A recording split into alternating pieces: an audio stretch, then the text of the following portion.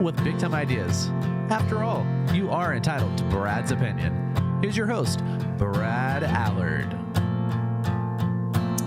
Well, as you can tell, I'm not my usual flowery attire. I'm wearing the shirt of the Mann Clark Project. It's a great shirt because it's very loose and cool, and I can mow the yard in it, and it's great. And got the hat to go with it. But I got two ladies from the Mann Clark Project. I have Hillary Melendez, who is a survivor of this, and we're going to talk about all that. And then we have Brittany Kokas, who is one of the, I guess, board members, if you will. Yes. Okay. Yeah. So we're going to talk about what's going on. We're going to talk about the need for the colonoscopy and the colorectal exam, and I'm going to drop in another one that I've been hearing a lot about for men, which is semi-related, and that's the prostate exam, which is equally unpleasant and equally as intrusive and all that. You ladies get spared that, so, but it's a big deal. But we have to deal with so much more.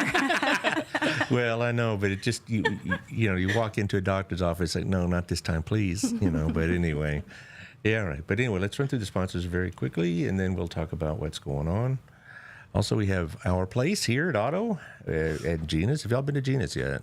I haven't, but I heard it's really good. It really is. It's a great place, very relaxing, has blues music in the background, has the ball game on the television, and it's really nice. Our Place, of course, everybody knows Our Place. We're going to be there Thursday for my bi-weekly powwow with my Sunday school men. We try to solve everybody's problems, but we don't get very far.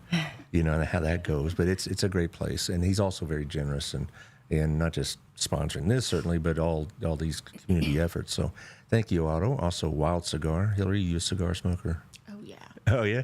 No. Oh, wait, now, I say that, and I walk in there, I go there about once a month or so for a little, I don't know, sponsor care, if you will, and things of that nature. And you'd be surprised how many women in there smoking. Oh, yeah. Yeah, I went in there about 2 months ago, and there's a group of about 4 ladies sitting at a table, and they were just had a drink, had cigars. Having a good time. Yeah, and so it's a good place. Even if you're not a cigar smoker, you know somebody that is, good place to get a gift card or a gift of some sort. What's the next holiday? A Labor Day gift. You got to get, as a cigar smoker in your life, a Labor Day gift. Anyway, thank you. All Pro Roofing, John Williams, 817-734-2756. I've been telling people you need to get your roof inspected while the sun's shining, not while it's raining. Second of all, if you've had damage, you only have 365 days to report it to your insurance companies, and they can be pretty sticky about it. So you need somebody that knows how to navigate with the insurance companies. I'll throw out a shout out to my insurance company, Texas Farm Bureau. They did me really well about 2 months ago when I had some house damage. But as far as roofing also, I did not know this. And John told us this at the meeting. The deductibles of most insurance companies have doubled for wind and hail damage on roofs. So you definitely need to find out if your roof is in need of repair, because if it goes too far and you need to replace it, you're going to be out some money. So check it out. Also, our friend Jeff Kelly at the Wethington Agency. He's a local real estate expert. Call him at 817-781-0546 or Jeff at jeffkellyrealty.com. He's with the Wethington Agency. He was on about 5 weeks ago when we were talking about Burleson real estate and interest rates. And your mother's Candy Gal, right, of Camco. Yes. Right, and so she's, I see her at the BNI meetings, so she's, we talk about the rates because I want to keep informed. And, they kind of are drifting down, but slowly, yeah. Yeah, does she walk around the house fretting, does she? No, I don't think so. I know they are getting better rates now that they're more independent. Yeah. But, yeah, it's just the market right now. Well, I've used her and her partner, Sammy, 2 times before in previous stops, so I've gotten to know her pretty well over the years, and I definitely endorse Camco if you're going to refinance or go for your first-time house or whatever, because it's a complex process, but they held my hand through it, and so I didn't get too worked up about it. But you're a nurse yourself, right? Yes, sir. Okay, good. Which hospital? I actually work for an organ donation company, and so really? we kind of go around to all the local hospitals wherever we're needed. Okay. And then one last one I think you've had a connection with, and that would be the Cleveland Railroaders. Yes. Their season's coming to an end pretty soon. It's around Labor Day is the last homestand. And so if you want to get some baseball in, you better do it now. And it's affordable. It's very family friendly. I think they have a bounce house now for little kids because, as much as we like baseball, a 5-year-old may drift in attention a bit, and so Just a tad. Just a tad. Do you have children of your own? A 1.5-year-old. Oh, then you know what I'm talking about. Then okay, it's Constant. Yes, but they also I've seen a lot. Oops, I hit the wrong thing. I've seen lots and lots of people who brought their kids, and they have no worry about something bad happening. They have like a play area over in the left field foul area and stuff like that. And, it's the kind of place you could, you send your old boy to the men's room without worrying about anything. It's a very safe environment. So I'm very happy they're responsible. But they also did a show with y'all, didn't they? Or not a show, They what am I did. saying? We were A their ball game. charity spotlight. Yeah, that's And it. it was a really, really fun time. Amanda's son, Cade, he is 4 or 5 now. Somewhere around there. Yeah. I can't remember. I think Yeah. 4. He was threw out the first pitch. But that was a big super deal. excited. Yeah. Oh, And yeah. then he and his sister Addie walked around and passed out some of our little handouts and brochures and told everybody about their mom and how everybody needs to go have a colonoscopy. Yeah. Oh, boy. What everyone wants to hear. Yeah. Oh, yes. I've on the previous appearances, I've talked about my own colonoscopy experience, and it's not it's not nearly as bad as it used to be. No. And I'd heard horror stories like you're going to have to drink this gook, and you're going to be there for in the men's room, the toilet for like a week and a half, and people are going to wonder where you went. But mine wasn't quite that dramatic, or anything like that. So it worked out pretty well. But so let's talk about your experience, Hillary. How old were you when this happened to you? So to be honest with you, I probably started having symptoms, which I didn't even realize were symptoms, probably in my late 20s. I mean, I remember like being around age 28, 29, and I don't know. I thought, okay, I just ate something bad. Or I was a nurse that worked nights for 8 years in a row. I was thinking, okay, that's affecting my body, eating lunch at 2 a.m. It's not happy with me. But over time, the symptoms became just more frequent, and it was probably when I was about 30 that it started affecting my everyday life. Right. And, it almost became a new normal for me. My symptoms were just, for lack of better words, a change in bowel habits. Everything was a little more loose. Believe me, you're not going to shock me now after spending time with Brittany and Jessica and Alex. They have kind of maybe numb to all the, shall we say, I more don't want to gory gross out all details. the viewers. No. They've come to expect it, I think. Yeah, they're. Oh, they're going to be on today. Yeah, it's like, all right, we're talking about poop. All right, so go right ahead. Yeah. You're not going to shock anybody here. So, but it was probably, when I was probably 30 that I started having pain and really bad abdominal cramps, especially when I'd go to the bathroom. I mean, sometimes the pain was so bad, I'm like, I'm going to pass out. And I was like, okay, I don't know what this is. Maybe it's just IBS or something, but this is annoying. This is affecting my everyday life. I need to get this figured out. So at that point, I went and saw a doctor, and initially he said, yeah, it probably is IBS, but we need to do a colonoscopy. And I was like, what? No, I don't need that. I'm like, I'm too young for that. You don't have to do that till you're 50, 45 now.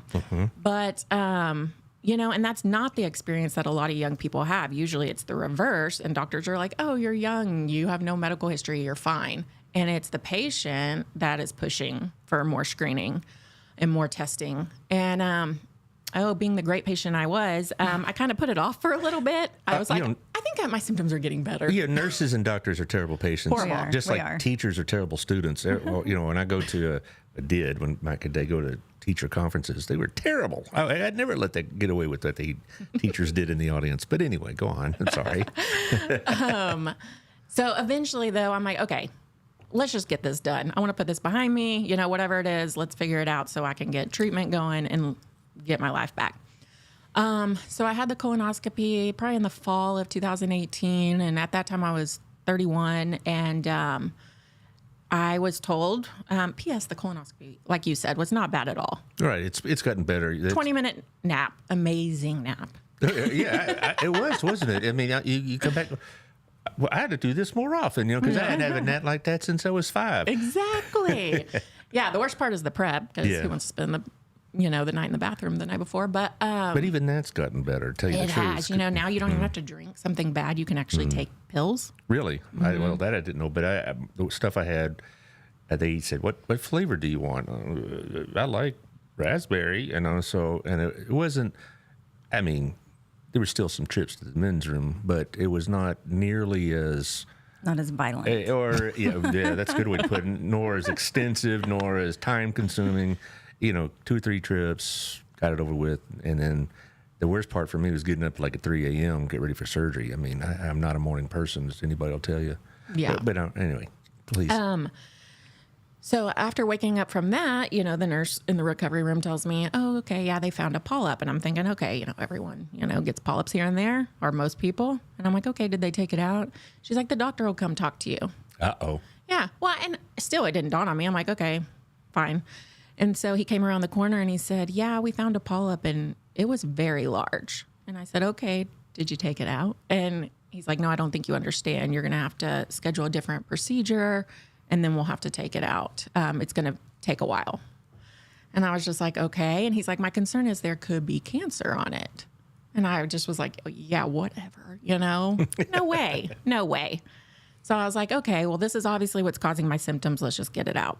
And after that, I scheduled that procedure a couple weeks later. He took it out, sent it off for pathology. The reason he didn't biopsy it during the initial colonoscopy is because it was so large and he was afraid, depending on where he biopsied it, it may not show anything. And then there may be cancer on the other side. Right. So they took the whole thing out, sent it off to pathology. I get a call a week later, go meet with him to go over the results. And that's when he told me there was some cancer cells found on it.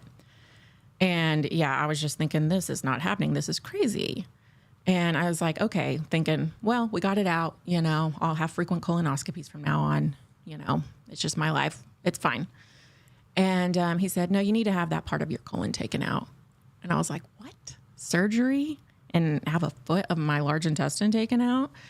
And so then I'm thinking all these things. Oh my gosh, am I going to have a colostomy bag? Like, what's going on? And he said, well, just to be preventative, we don't know exactly where those cancer cells were since that tumor came out in fragments. So if it was at the base and if it was along the colon wall, it could still be in the colon wall. So it's mainly a preventative measure just to be on the safe side. And I'm like, okay. So later at the end of 2018, I had that surgery and I thought, okay, I finally get to put this behind me. It was a few days after I'd been home that the surgeon actually gave me a call and said that the part of my large intestine that, they sent off to the lab, they found cancer cells in the lining of the colon. And he took out quite a few lymph nodes around that area, and one of the lymph nodes had it as well. So that made me stage 3 automatically. Great. Yeah. That And I'm sounds like, oh my gosh, like the world just stopped. Right. And he said, so you want to come in next week and we can place your port? And I'm thinking, and I'm a nurse, I know what that means. And I'm like, oh my God, a port? Like I'm going to have chemo? And he's like, well, yeah. And so... yeah, had that done. And then at the beginning of 2019, I started chemotherapy and I did the full 12 rounds. Usually you go every other week and it takes about 6 months, but it actually took me 8 months. I was having to spread it out further because it would wipe my white blood cells out so bad that I was at increased risk for infection. And I'm a nurse working full time still, taking care of patients. So you were able to work during this chemotherapy? I was. I would take, luckily, at the time I worked here locally at Hughley.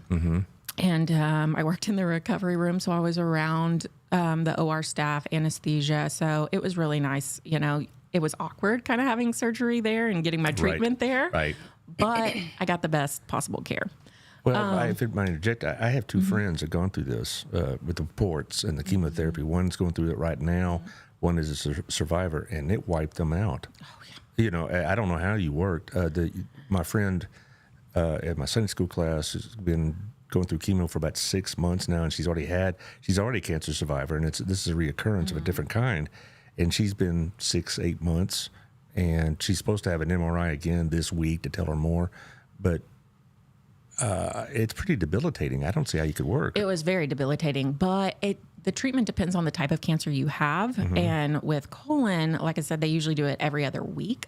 I think with breast cancer, it's like almost like an everyday or a weekly thing. It was a weekly thing for my other friend, and she had something they called the red devil. That just put I've her heard on of her that. back. Yeah. It was awful. I was talking to her husband about it when it was going on, and said, if the cancer doesn't get her, this might. It's terrible. Yeah. I think that's one of, if not the hardest thing I've ever gone through in life. I don't know. Contractions during childbirth were pretty bad. My big story is a kidney stone, but that's all right. Hey, those are horrible. Yes. So 8 months of chemotherapy. I finished, my last treatment was actually on my 32nd birthday in 2019 in August. And so coming up at the end of August, at the end of this month, I'll be 5 years cancer free. You still have to go in for checkups. I do, I'm sure. yeah. I go about every 6 months for CT scans. Actually, I think now we're going down to about once a year and frequent colonoscopies. But you know what? I'd rather know than not know. Well, Brittany, is this a typical story, or is she a fortunate story? I would say that she's probably fortunate. Yeah, because I know that any kind of chemotherapy is just rugged. My friend, she wears a hat, because she lost hair. Did you do that too? So my hair got really thin. Usually with the colon cancer chemo, you don't lose all of it, and I didn't. But there were so many side effects, and I mean, the chemo wiped me out so bad. But luckily, since it was spaced out, and I started going every 2 weeks to do it, that would give me time to recover, and so I still was able to get full-time hours at work. Really? So you take the treatment. It take how long to recover from that? Oh, 3 days. Yeah, I would imagine, I mean, I was in bed for like 3 days. Yeah. Yeah. And I mean, it was so rough. I would call my oncologist and say, I'm dying. She's like, what? And I'm like, I just feel so bad. I've never felt this weak and this bad. And I can't tell you how many times I cried in her office and in the infusion room in front of other people. That's common.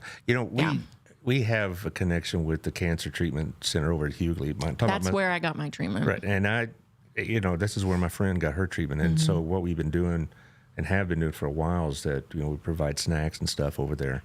And so we got to know some of the stories there. And, it was just, it's like cancer is the worst thing that can happen, it seems like, because I saw people there that, and they were in recovery and they looked like they just barely missed out on going to the reward, so to speak. I mean, it's, and some of them had said it might have made that trade at certain points. Yeah, some people have it rough. Yeah, it was a horrible thing to go through, but I do think my situation was a lot better than most. And your family, how did they help? Oh gosh, they were amazing. I bet Candy was there a lot. Yes, my parents were very helpful. After each treatment, I got to the point where I would just go to their house afterwards because they were, just very present in my life and, very helpful. And I would just recover in their guest room. And yeah. I could see. And Candy would dote on you. I know. Oh, yeah. I know how she is. Yeah. But that's what you need. I know. I needed my mom. I was an adult, but I needed my mom. Oh, I still would. My mom's still around, but I wouldn't. When I'm sick, I call my mother. Yeah. My wife is like, get over it. My mom's, my baby. Yes. Everybody needs to talk to their mom if they can. Yeah. So, and it was after that I finished this, because it was around the time of my birthday when I got my last treatment. My friends, I have some amazing friends, and these ladies are part of that group, and they threw me like an end of chemo / birthday party, and our friend Amanda, her and her husband, who are living in Houston where she's from, actually came up to celebrate that. And I remember even saying, oh my gosh, why'd y'all drive all this way? And they were like, we celebrate a lot of stupid things. Like, this is something Did you know Amanda before all of this happened? I did. All so right. I'm a nurse, and my very first nursing job, I met all of them. So we all stayed friends through the years. We were all baby nurses together on night shift. And, well, you weren't. You and Jessica weren't, but y'all were a little bit older, and we looked to you for guidance. Thanks for that. Yeah, a little bit. Just a little. You were a mentor, see. Exactly. That's it. You were why is maybe not in age, but in experience. That's what we say. Right? Yeah, that's a good way to put it. Yeah, so that's where we built that bond. And we stayed friends throughout the years. And it wasn't until the following spring, I believe spring of 2020, that, I remember going through chemo and thinking, I wouldn't wish this on my worst enemy. Now I'm like, oh, yeah, maybe there's a couple people. Yeah. But, and then to find out that next spring that one of my close friends has it, I'm like, oh, no. It's crazy. That's incredibly ironic, unfortunately. Yeah. And I've known a few people in their 20s and 30s that have gotten diagnosed since then. And it's on the rise in younger people these days. And, it used to be an old person's disease. That's why screening didn't start till you were 50. And my parents, that generation, I don't know if it has something to do with the American diet, the food we eat. I think a lot of it does, and what we're exposed to in our food now. And I think back then, people ate at home more, food was more wholesome, and they didn't have to worry about it as much. Yeah. The diets of some of my students, when even now at Hill College, they come in and like, my gosh, you're just killing yourself with that stuff. Of course, when I was 21, I could eat nuclear waste and be fine, but, but it just can't catch up with us. Like even the stuff in the grocery store, what are the animals, the meat we're eating, what are they exposed to? What are the vegetables and the crops? What are they being sprayed with? Who knows? All the processed stuff, preservatives, I think that has a lot to do with it. It's probably a good bit of it, but I don't know these things. But I don't think imagine anyone really does. Well, for a while, it was even cheaper. Not now as much to go to McDonald's and get a Happy Meal for your child than it was to go to the grocery store and buy chicken and vegetables and go home and cook that. Yeah. But that's what I do. I have more time, so I do most of the cooking in the house, and it's like the struggle to find out something to make every day is real. You just want to call in a pizza over Gina's Pizza. Anyway, but or something like that. Yeah, the convenience is nice. Yeah, but one thing, this is totally off the subject, but the cost of dining out can be prohibitive. Not at Gina's or our place. I got to throw that in there. Right. No, but you do. Think about those things more, about what you're eating when you get my age, You think about, the sugar content, the starch, the carbs. I'm diabetic type 2, like so many others. And I think a lot of that had to do with what I was doing when I was 20 and 30. So now I got to pay the price for it, I guess. So, but do you have to go in every 6 months, you say? Yeah, I was initially right after I finished treatment. Now, since I'm nearing the 5-year mark, we're going down to like once a year, and I'm getting colonoscopies like every 3 years. At first, it was like every year, and then now I think the last one's been like 3 years ago. Do that routine the stuff. Do you have to drink and all that every year? Woo. Yeah, well, that was only a couple times, and then we started to back off. So, how has it affected you now? I mean, has it affected your diet? Has it affected your sleep? I guess, or any other your lifestyle in any way? I mean, I do try to take care of myself, but, it's crazy. Like our friend Amanda, she would run marathons. She was a very healthy person. So it's like, why do certain people get this? I don't know. Why are younger people getting it? I don't think anyone truly knows. But the bad thing is when younger people are noticing it, they're already having symptoms. And when you're having physical symptoms, you're already in the later stages. So, well, after the last time they were here, I talked about my son, who's now 32, about you might want to consider having a colonoscopy pretty soon. He's like, that's something old men do, and that's what you do. Yeah. I had to go, well, not after talking to y'all, I've come to realize this is not a age-specific problem. Yeah. Well, if you're, I mean, I don't know if a doctor's going to do it if you're not having any symptoms at all and you're 30, but if you are having some, it's good to keep an eye on that. If it's a continuous thing, go get checked out. Well, I'm going to bring it up with Push you again for that. because I don't want to get into my family's particular health histories, but overall in a broad family, I have a couple of family members that really, I probably think they need to do this because they've had bowel issues, shall we say, and that kind of thing. And so, just to reiterate, any change in bowel habits, diarrhea, constipation, bleeding, pain, bloating. stools that look almost like ribbon-like, anything like that. When our you friend really Amanda should. had tailbone pain. Yeah. You know, and she was postpartum with her son, so they kept telling her, "Oh no, it's just you're postpartum, and you're having all these issues post-pregnancy." Yeah. Good heavens. Well, that's not it's not good to put it off, to say the least. You know, one thing that the doctor did, and this is a while back, they gave me wooden sticks and used that as a kind of a substitute for it, but that didn't substitute for the full-on colonoscopy forever. Yeah, that's the gold standard. Yeah, I know. You could do it maybe, you know, you do the colonoscopy. How often do you do it? 5 years? Every 5 years? So if you're at, you know, Well, I'm 62, so and I did mine and if you have, when I was 56. oh, okay. If you had no polyps then, I think I feel like it's every 10 years. I think it's 10. And if you did have polyps, they usually say every 5. Now they said I was fine, Okay. you know, and it, no problems. They said they found nothing there, and so okay. Yeah. So you're good till you're 66. Okay. Whew, well, something to look forward to then. Yeah. But, you know, here's a related thing. This is something that's more male specific, is prostate exams. I read last week about, you know, the prostate exam, something most of us put off. And I can tell you why, but I'm not quite as comfortable with this as y'all are, you know. But most men don't like prostate exams. But if they wait too long, it could be a real problem. And I've had another friend in that Sunday school class about 6 years ago, had high PSA numbers, as they say, and he had to go through treatment. And he was doing it at Hughley, and they had to go, but it wasn't nearly as invasive as what you described, or you described with Amanda Clark, because they caught it early enough. Good. You know, so he had to go through about 6 weeks of radiation and all this.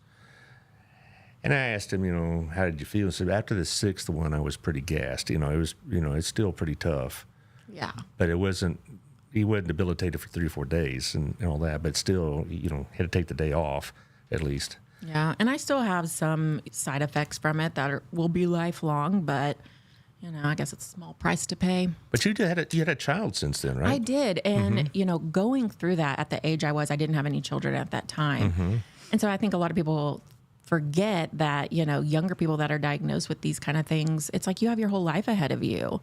And one of my thoughts was, oh my gosh, this chemo is going to make it to where I can't have kids. And that was another loss. I had to swallow that and, you know, think that could very well be a possibility and come to terms with that. Is it a possibility or just something you thought in your head? No, it can be. Okay. I think the chemo that they use for colon cancer is not as hard on your reproductive organs as some others.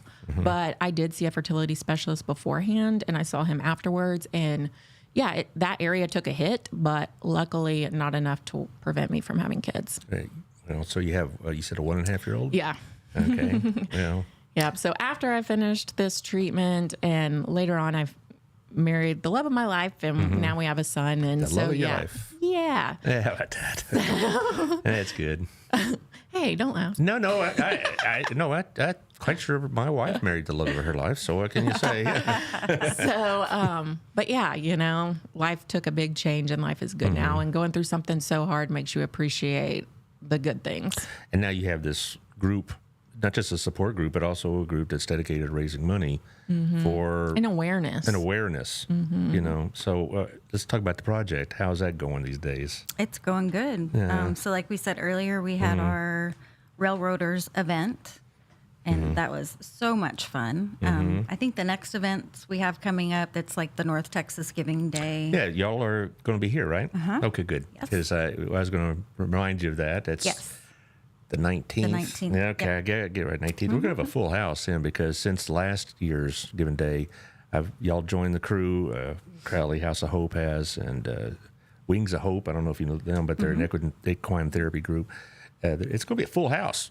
It's going to be a lot of fun. Are they all going to be here at the same time? Well, yes. Yeah, and they're going to sit where you're sitting and have like 10-minute intervals. Tell us all about it. Gotcha. And where to send the money and that kind of thing. But what's really touching about it is how well these groups coordinate with each other and get along with each other. It's zero competition. You know, it's like they don't. We're going to get some great ideas and just advice. I'm really looking forward to it. They know how to present their causes to the public and they know how to raise money, which is always part of the nonprofit process, and they know how to coordinate events, and they all do a lot of coordinating of clients, if you will. So if like Next Step gets a client that is in need of groceries, they know where to send them. Or if Next Step, or rather, Harvest House gets somebody maybe with medical issues, they know where to send them, and things of that nature. So they really do a lot of coordination among themselves to help out people that come in need, and it may not be their lane, but they know a lot of people that do this, and it's really a great thing. And I'm very fortunate because I get to see all this, So, but you I know that your last project or your last fundraiser was the ball game, I assume. All right, and you got anything planned for like the next 6 months, even tentatively, like y'all bouncing ideas? Tentatively in October, we're looking at having some sort of event to just celebrate 3 years of us being around. So not sure if that will be bingo or a band, but it'll be something fun. Well, I know several bands. Yes. Yeah, I know. Yeah. Oh, yeah. Burleson has 3 or 4 bands that play a lot of these events and a lot of the venues here in town, and they'll be glad to do it. I don't know. I'm not putting things out there for you to, but these are suggestions. There are a couple of places here in Burleson that are very good about hosting venues, and like Lost Oak Winery is a good one, and they have that. I think it's called the James Place. It's between us and Joshua. It's I know what you're talking about. Yeah, right. They have weddings there. Next Step had an event there. Also, we have 2 churches that are very good about opening up their doors. First Baptist and Pathway. They all often open up their place, and they both have space that you can do what you want to do. And Pathway in particular does a lot of not just nonprofit but civic events. I mean, we've had Chamber of Commerce events there and things of that nature. So Yeah. So that's just some ideas. I don't know. It's hard to really find ideas though for events to raise money because, if you have too many golf tournaments, so to speak, Right. you could, wear out the people, because you only get got donor fatigue. donor fatigue. Yeah, I guess another. There's other types of events you could do that for entertainment and whatever else. We all have the We have the cornhole tournament every year, so And that'll be again next year. that's a lot of fun, and they get a good turnout for that. Oh, good, because I don't know anybody else that does a cornhole tournament as of now. I know pickleball is becoming popular. It is. Yeah, and I know the Chamber has one, and the Center for ASD has one, and they're roughly within a couple of weeks of each other. So, it's, there's a lot of groups out there, and you picked the right town to have this type of group because there's a lot of generous people in this town. Yeah. It really is. There is. Well, we appreciate you having us too. It helps. It helps to get that word out there. Well, it is because it's not just fundraising for your group, but also hopefully people listen to this and say either maybe I need to take care of this, or I know somebody in my life that needs to take care of Yeah, this. that's the main goal. And I wouldn't stress about colonoscopies is that every time I talk to anybody or read about it, colonoscopies is always from a male perspective, but women need these things done too. yeah. Yes. And it's like you don't, obviously they do, but you don't hear about that in the media as much. You hear more about the men. Get your prostate checked, get your colon checked. I don't hear about that. Is it because women just take care of things better and they don't need to be Probably. reminded? Yeah, I think so. Maybe they just don't need the The reminder guys need the encouragement. or the threat. Yeah, that. So, but back to the project. People that want to donate to this, so you have a website, of course. We do. Tell Josh here. Josh is pinch hitting for Taylor while he's. It is amcproject:.org. amcproject.com. Is that it? Would be on that. Well, that's their symbols or their logos Logos. rather. Yeah, that's nice. Yeah. Well, it's AMC Project : .org. Yeah. All right. Yep. But the elephants I was told was because Amanda really liked elephants, and that's why it's on this hat, Yes. and on So this shirt on the She back. ended up getting a tattoo the last year before Yeah. she passed, and the main elephant is her, and the 2 elephants are her kids. How old are they now, those children? Oh my gosh. Oops. Let's see. But they're small, right? 8, Yeah. Yeah, right. 8 and 4, Yeah. maybe 8 and 4. That's really, Gosh. it's hard to lose your mom that age. Kate and Addie, I'm so yeah. sorry. Yeah. Okay. They're young. Yes, I know, and their father probably has to take care of them by himself as best he can. Single parents, that's a beating. I'm sorry. Yeah, he's actually remarried now and has great support. Good. And we still get to see them all the time. And Amanda's family is still heavily involved as well. So They're doing really good. how long ago? It's been a little while since you talked. How long ago did Amanda pass? Wasn't it in 3 years. September of 2021? Yeah, it was. 3 years. So 3 years, yeah. Yeah, and COVID affected all that. As I remember previous discussions, the treatment was delayed or impacted by COVID quite a bit. Did that happen to you? No, thank goodness. I finished my treatment at the end of August in 2019. So I just missed all of that hoopla. Okay. Josh, were you able to find that website? He's still scouring around. We got to throw a curve on him. But anyway, it's AMC Project. AMCproject:.org. .:.org. No dot. No dots. AMC Project. AMCproject:.org. Oh, he's putting it up there. Yeah, See, colon There you go. COL. Right there. he'll get it, and he's a whiz kid. He's studying at the feet of the master, that kind of thing. So he'll get it up there pretty soon. Yeah, and it's our new website. It's only been out for, a couple of months. We revamped it. Really? So same site, just Do you have somebody? revamped. Do you have somebody that does that for you? 'Cause We did have somebody do it for it, and he volunteered a lot of his time. Well, I have somebody asked me last week, how do I get a website started? And I said, just talk to Taylor, that kind of thing. Anything, how to turn on a computer and talk to Taylor, because I don't know much about this at all, but it has a donation site, right? Yes. Are y'all set up for monthly contributions like so many others are? You can do that through PayPal. PayPal, okay. Some of the others, this is again next month when you come talk to these ladies, they have a system that they can automatically bill you on your credit card, and I think that would probably do better than PayPal, frankly, because it's something you can set up and then you just see it on your bill, And they all tell me, every one of them says they'll take a $10,000 check gladly, but they can't count on that.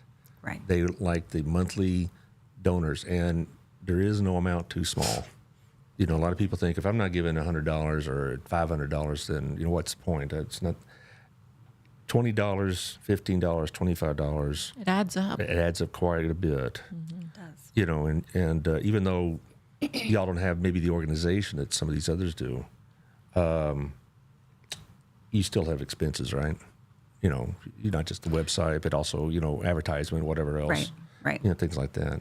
And putting on these events. Yeah, it helps keep the mission going. Yeah, absolutely. So all the marketing material, and again, like to pay for the website, and then our events, anything that we do to help spread awareness, a lot of times it costs a little bit of money. So. Oh, yeah. Well, and y'all give back too. We do. We give back at the end of the year to one of the national organizations that really helped Amanda.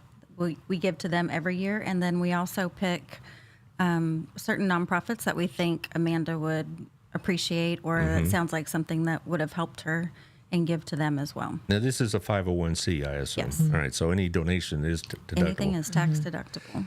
Yep. Yeah, with the way the tax deductible system works now, it's hard to, accumulate enough deductions to actually, but that's not even the point. It's not like I'm doing this for tax reasons.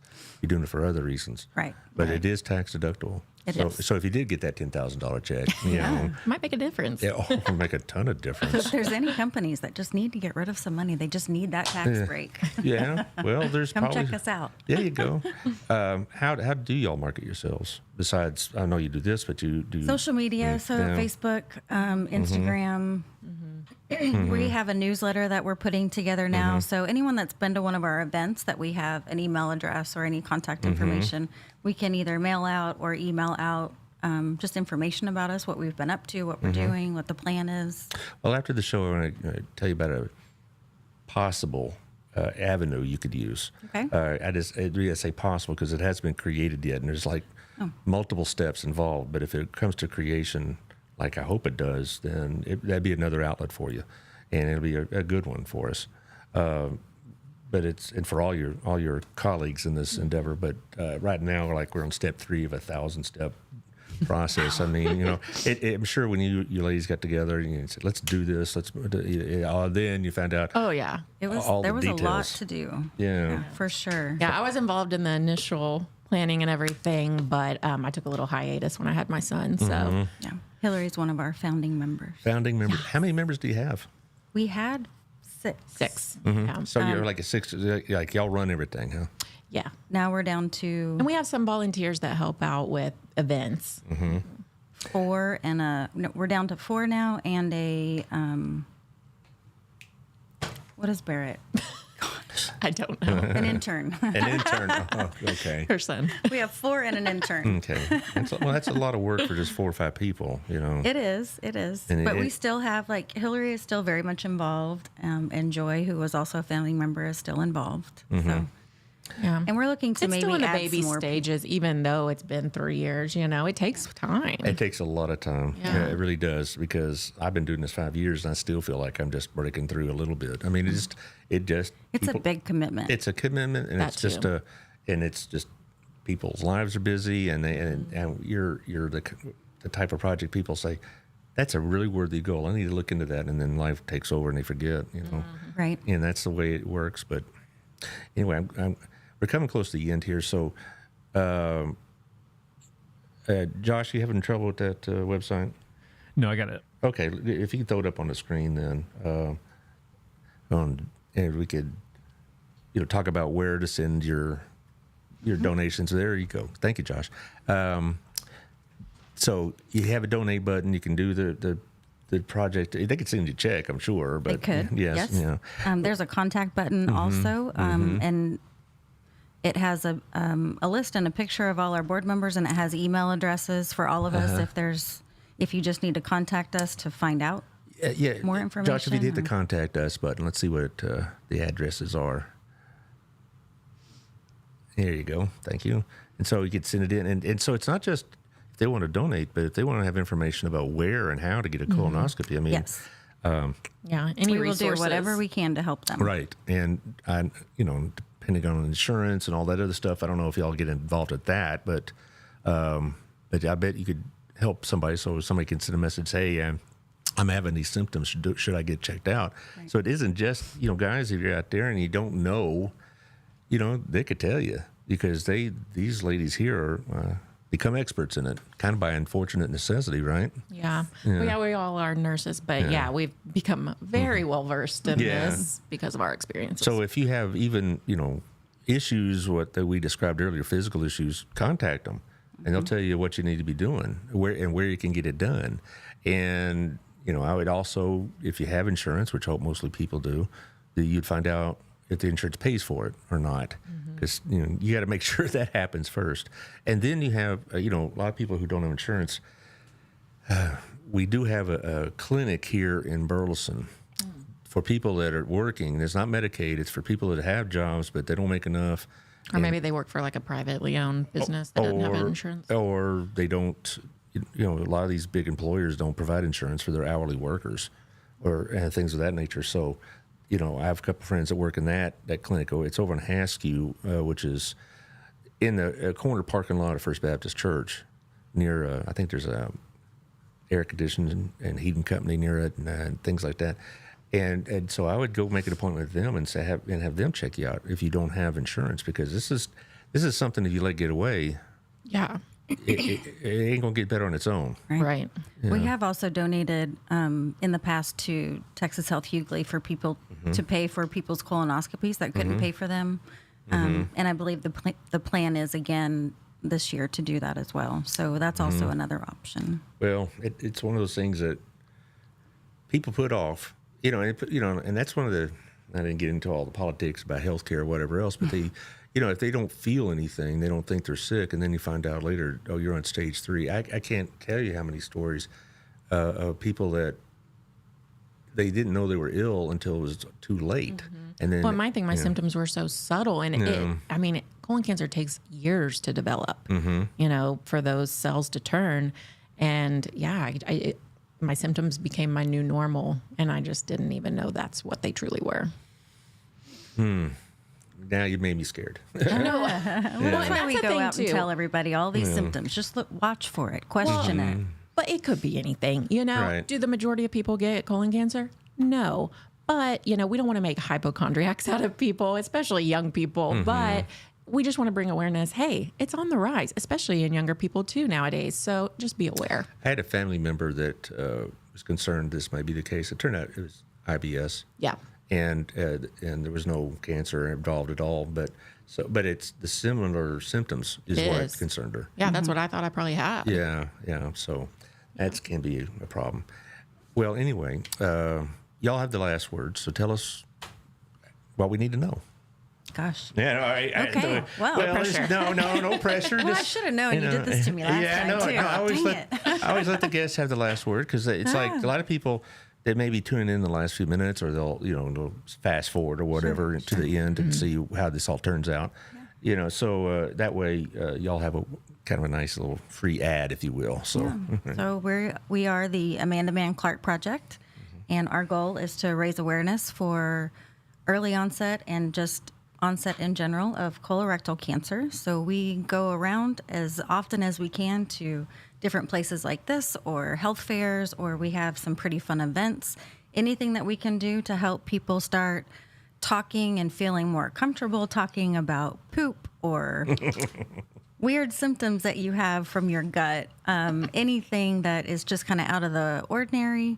A lot of people don't like to talk about. So if we can have a fun event Reduce where that stigma. yeah, if we can have a fun event where people are finally feeling more comfortable, joke around about it. It's okay to talk about, but it is by 2030, they're saying that colorectal cancer will be the number one cause of death from a cancer for people under the age of 50. good Men and heavens. women. Yeah, so Good this is heavens. something The that most is preventable. it is. So this is something that is truly on the rise, and we want to just get out as much awareness as we possibly I say can. the most preventable. However, screening, isn't covered until you're 45. Right.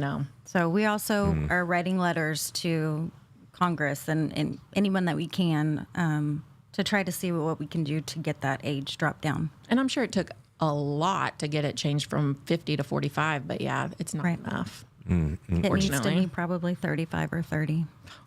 Really? Younger, probably. Well, I did not know that last little fact about how fast it was rising. That Yeah. within a decade, it'd be the number one Within cancer-related 6 death. years. Cancer-related death, yeah, because there's no screening for that age group. Right. And Well, that now age I'm group just happy. wants to blow Yeah. everything off. Yes, They're like, invincible. Go have a good yes. day now. Yeah. Y'all go in peace. All right. Let's see what I got going on next week. Next week will be mostly political stuff, local stuff, which is always fun. I'm going to have the mayor back on. We had him on the show for many episodes, and then after the election, we took a break, so to speak. And now I'm glad to have him back. He's been very gracious and wants to return coming to the show, and I'm more than glad to have him back. Also, we'll have Victoria Johnson, who is one of our city council members, and so we'll be talking about local politics, exciting stuff, budgets and streets and good stuff. Josh, thank you for your quickness on the computers. What was that? Thanks, Josh. He just kind of likes to throw a little surprise in. Thank you, Josh. Keeping you on your toes. It's Yeah, okay. that's all right. And we'll see y'all next week. All right. Well, thank you for Yeah, that having wasn't as bad us. as I thought.